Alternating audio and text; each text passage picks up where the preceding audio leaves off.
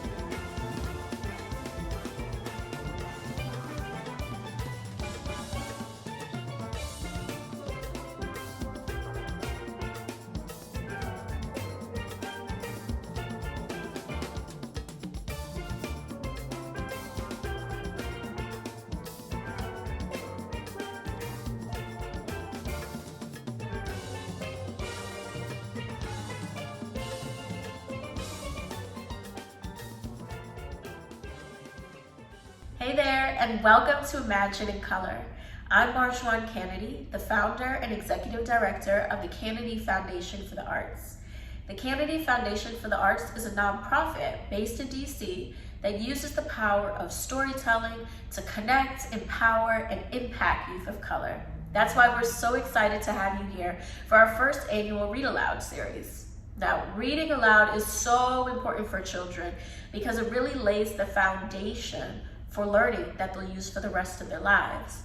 Currently, there are over 8 million children in the US who are reading under their appropriate grade level. We're trying to change that statistic through this program. So parents, if you can give 15 minutes of your day to reading aloud to your child, you'll be impacting their brain development, their linguistic ability. You'll be empowering them to develop a love of reading. Also, you'll see a stronger bond and connection between caregiver and child. Now, this Read Aloud series is extra special for me because you all will be reading my books from the Callaloo Kids collection, read by the professional actors from the CFA Repertory Company. What a treat, right? So I also want to give a shout out to our partner who helped us produce this program, an incredible literacy and arts organization that is rooted in the community, that is creating and developing programs centered around justice and wellness and arts empowerment, and that is the Canady Foundation. Thank you guys for supporting us, working with us to bring this program to the community. Now, I know you guys know who Nick Cannon is, right? The entertainer, artist, entrepreneur, but you might not know that he is also a dad, he is an author, and he has his own children's books. So definitely check out all the incredible work that Nick Cannon is doing. Thank you, Nick, for supporting us, for building this program out, and we hope to highlight your books and more authors of color with our future programming. So if you like this program and want to support more of our cultural literacy initiatives, you can make a tax-deductible donation at www.canadyfoundationarts.org. A portion of the proceeds from this program will go towards the Homeless Playtime Project, a nonprofit in DC that supports families and children who are going through homelessness. Now, at the end of the program, stay tuned because we will be giving you guys a special link that you can use to download some workbooks and cool resources to continue your reading and getting deeper into the Callaloo Kids book. So stay tuned for that. Now, I've talked enough, right? Are you guys ready to get lit? Are you guys ready to get lit? Okay, good. I hope you enjoyed tonight's story. Callaloo, a jazz folktale, written by Marjuan Canady, illustrated by Nabeeh Bilal, read by Asha John. One hot New York City summer day, Winston ate a bowl of his favorite dish, callaloo.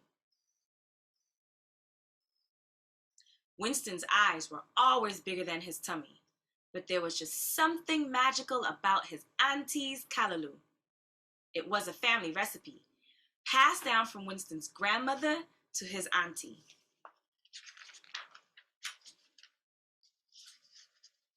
"Winston," said his auntie, "what you got? A belly of a goat? You eat all the Callaloo? Go down to the roti shop on Flatbush Avenue and pick me up some more dasheen bush." Winston walked to the subway.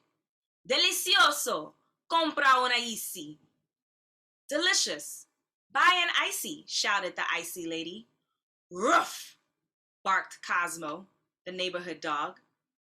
While devouring 2 cocoa ices, Winston heard a whisper. "Winston, Winston."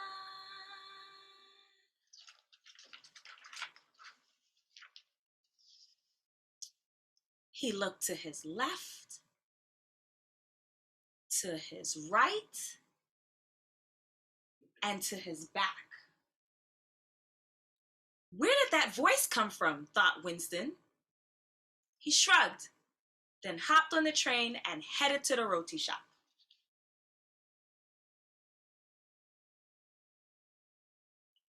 Sitting patiently, Winston gazed out the subway window. His little eyes grew big. Where did all the familiar city buildings disappear to, he thought? For he was no longer in New York, but now on the quaint Caribbean island of Tobago.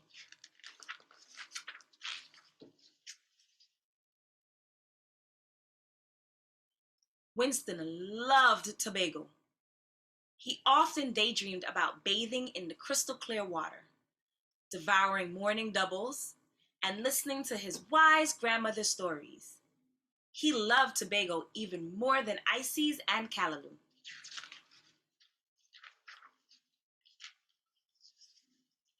He could hear his grandmother calling him. "Winston," said grandmother, "the sun is almost set. Go down to the river over so and bring me 2 crab. I need it for my Callaloo." As he approached the river, Winston thought, "Wow, look at all these crabs. My grandmother can cook them all for me.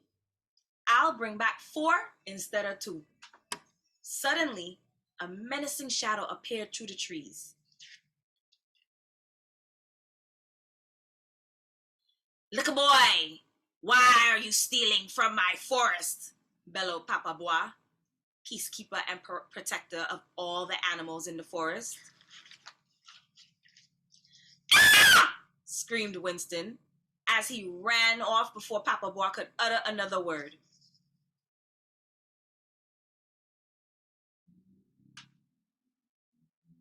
The day grew to night. As Winston stopped to catch his breath, he saw a man covered in black paint. As the man inched closer to him, he noticed his curly fingernails and hairy face. "A werewolf!" cried Winston. It was a Lagao.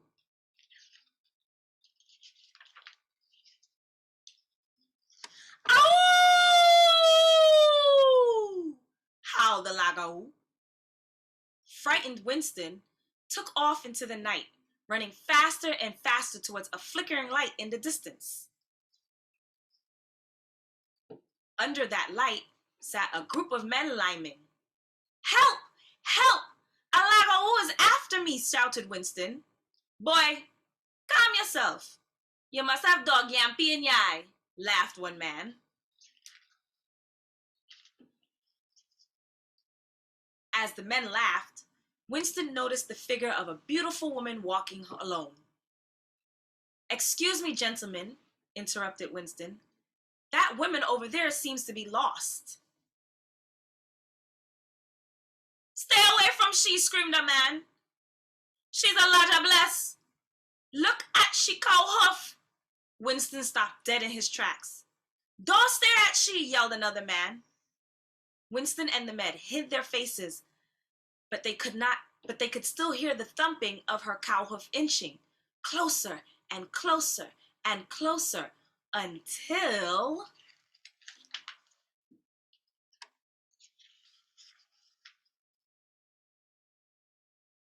poof, she was gone. The eldest man stared deep into Winston's eyes and said, "You are a bad luck little boy. Get from here now."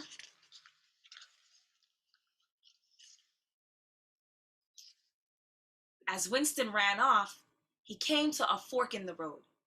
He looked to his left and to his right and to his back. He was lost.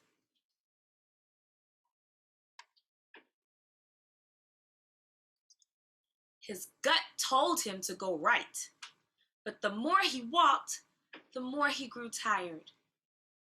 "What is that?" said Winston, covering his eyes and ears. He heard a screeching hiss, followed by a blinding flash in the night sky.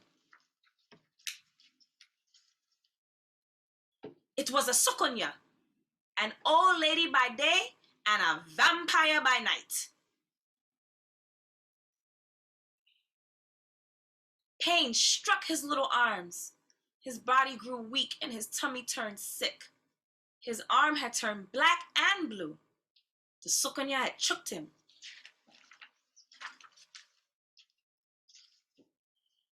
Winston was so sick, he fell into a deep sleep.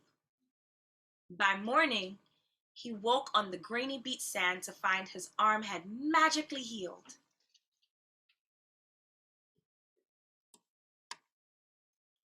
Gazing at his reflection in the ocean, he saw a woman staring back at him. It was Mama Glo, wife of Papa Bois and protector of all the sea animals. "Winston," snickered Mama Glo, "your greed troubles me." "I am sorry," pleaded Winston. "You were sent to me to learn a lesson. Now, if you return my crabs, I'll remove the spell that was placed on you. If not, you will suffer the consequences." Winston obeyed and returned her crabs. One by one, the crabs swam to Mama Glo, splashing around their queen. Just like that, the spell was broken.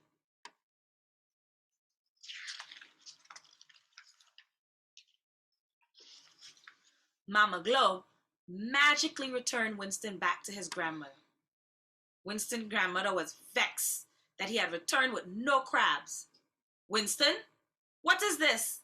What will we eat with our Callaloo?" said grandmother. "Very well. Go out to my garden over so and get me 1 bushel of dasheen boy. No more, no less." As Winston walked to his grandmother's garden to pick the dasheen bush, he heard a familiar whisper. "Winston, Winston." He saw 2 backwards feet and a mushroom head poking out of the bushes. It was a dwen. "Winston, I'll give you more dasheen bush if you play with me," said the dwen.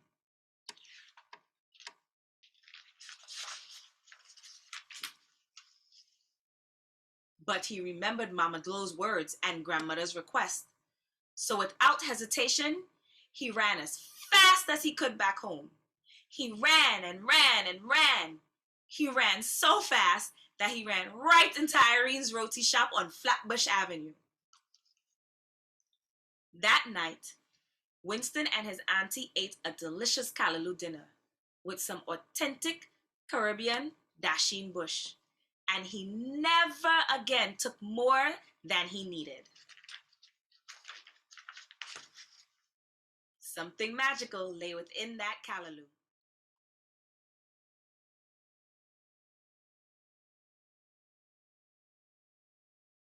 Hey there, did you enjoy the story? I'm so glad you did. Now, I have a very special gift for all of you readers out there. parents and kids, I want you to go to www.tinyurl.com/CFA Ed Resources. And there you can download our study guides and more resources to help you as you continue to read our Callaloo Kids books and more books that you love.